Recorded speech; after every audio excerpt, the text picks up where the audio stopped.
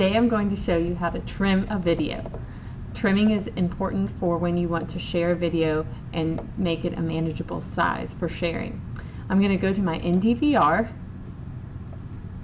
I'm going to the video that I want to trim.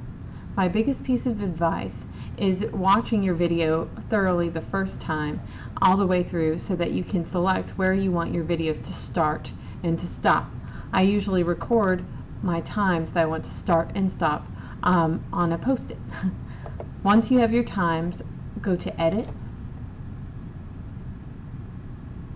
go to Trim Video.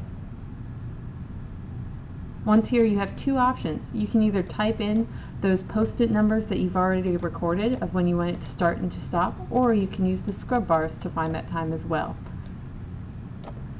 Once I have my video set to the times I want to trim it to, I'm going to hit Trim Video. A warning message will appear because trimming is permanent. Make sure that you don't want any other parts of your video because they will be gone forever. Now my video will come up in my dashboard and in my folder of all my videos. And now I can, it will take some time, and then I will be able to share this with peers.